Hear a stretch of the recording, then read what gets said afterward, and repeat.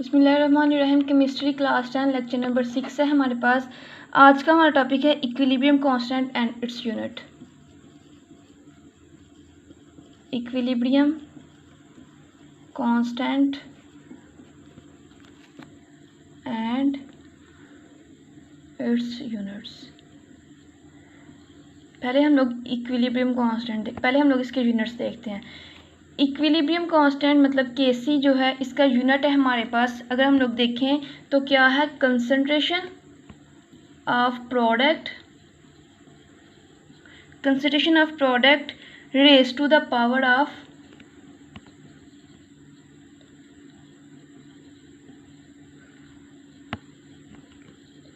Of coefficient.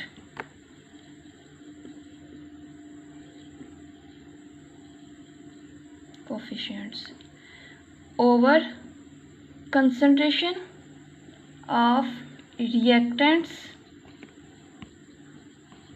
raised to the power of coefficient। ये समझने से पहले हम लोगों ने पीछे लॉ ऑफ मास सेक्शन पढ़ा था, जिसमें हम लोगों ने निकाला था Kc जो है हमारे पास किसके इक्वल था, CD ओवर A की कंसंट्रेशन और B की कंसंट्रेशन। अगर हम लोग को याद हो तो हम लोगों ने पढ़ा था A plus B C plus D। तो ये जो है हमारे पास क्या है, प्रोडक्ट, और ये हमारे पास क्या है, AB रिएक्टेंट्स। तो Kc हमारे पास किसके इक्वल हो गया, प्रोडक्ट्स ओवर रिएक्टेंट्स के। कंसंट्रेशन ऑफ प्रोडक्ट और कंसंट्रेशन ऑफ किसकी, रिएक्टेंट्स की। ये हमारे पास क्या है, Kc।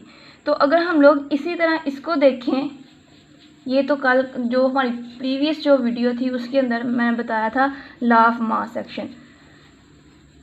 तो अगर हम लोग इसको देखें तो क्या है कि Kc जो है वो किसके इक्वल है हमारे पास, concentration of product raise to power of coefficient. Product की जो कंसंट्रेशन है, कंसंट्रेशन प्रोडक्ट की क्या है हमारे पास, प्रोडक्ट की कंसंट्रेशन और इसकी raise to power of coefficient. इसका अगर कोफिशिएंट अगर हम लोग जनरल देखें, जनरल अगर हम लोग रिएक्शन देखें, A प्लस B का B, C प्लस D। तो अगर हम लोग देखें तो क्या हमारे पास आता है, C और D ओवर A और B।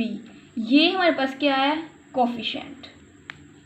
तो क्या कह रहा है, ये हमारे पास की प्रोडक्ट की कंसंट्रेशन जो है वो क्या है, raise to power of coefficient, और कंसंट्रेशन रिएक्टेंट की कंसंट्रेशन जो है वो क्या है हमारे पास, power of the coefficient.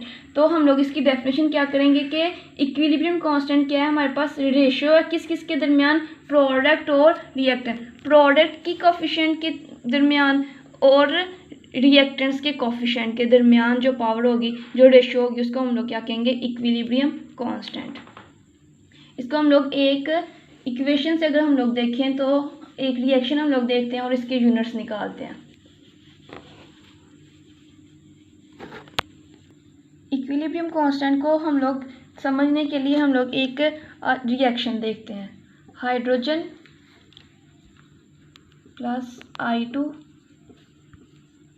2HI। अगर हम लोग देखें तो अगर हम लोग इसके मोल्स की तादाद देखें तो क्या है, इधर भी 1 और इधर भी 1 और इधर 2 है, 1 प्लस 1 2 और 2, मतलब दोनों की तरफ मोल की तादाद क्या है। इसका मतलब है हमारा जो यूनिट निकलेगा वो कोई यूनिट नहीं इसके, क्योंकि दोनों तरफ, इससे हमें पता चल गया कि दोनों तरफ मोल्स की तादाद क्या है, सेम है। तो हम लोग इसके यूनिट अब देखते हैं। अगर हम लोग इसके यूनिट देखें तो हम लोगों ने पढ़ा था कंसंट्रेशन, जो यूनिट है हमारे पास क्या था, मोल पर डेसीमीटर क्यूब। इसको हम लोग पुट करते हैं, Kc हमारे पास किसके इक्वल है, प्रोडक्ट्स ओवर रिएक्टेंट्स। तो प्रोडक्ट्स और रिएक्टेंट्स को हम लोग पुट करते हैं, Kc इक्वल टू प्रोडक्ट्स हमारे पास क्या है, HI की 2 ओवर H2 कंसंट्रेशन और I2 की कंसंट्रेशन।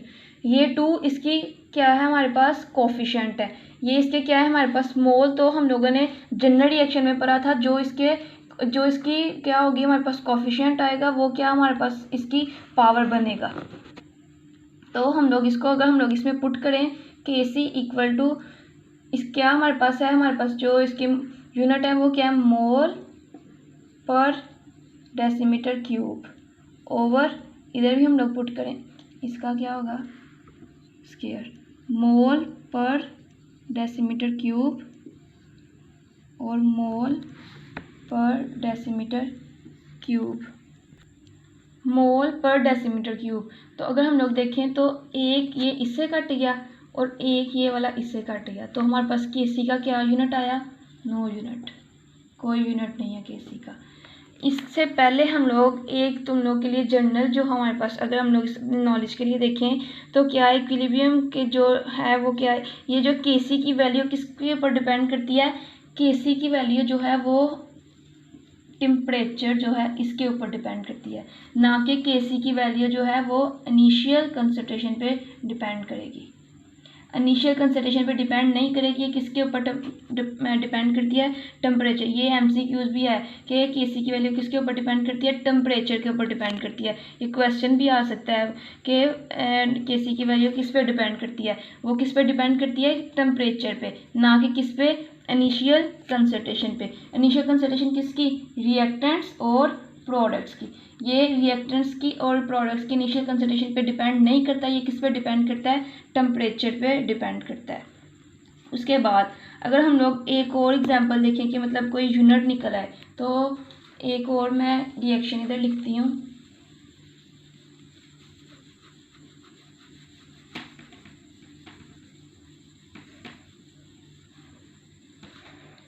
रिएक्शन है हमारे पास PCl3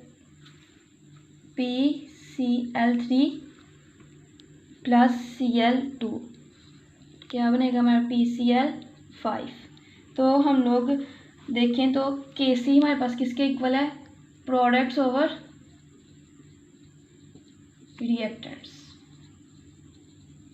वैल्यू पुट कर दो Kc का, अगर हम लोग इसका Kc निकालें तो क्या हमारे पास आता है, PCl5 ओवर PCl3 रिएक्टेंट्स की कंसंट्रेशन और प्रोडक्ट्स की कंसंट्रेशन।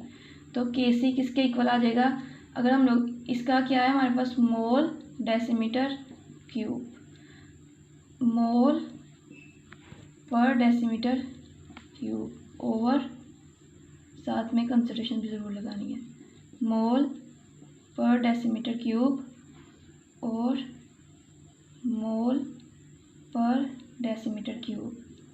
तो अगर हम लोग देखें तो इसकी कटिंग करें तो Kc इक्वल टू ये इससे कट गया तो क्या हमारे पास रह गया 1 ओवर मोल डेसीमीटर क्यूब।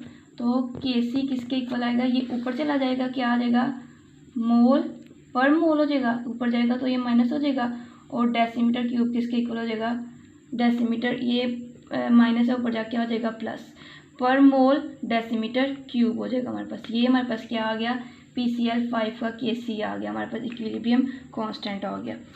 उसके बाद एक और मैं आपको रिएक्शन लिख देती हूँ, ये आप लोगों की असाइनमेंट है, इसको घर में खुद हल कीजिएगा। इधर ही लिख देती हूँ,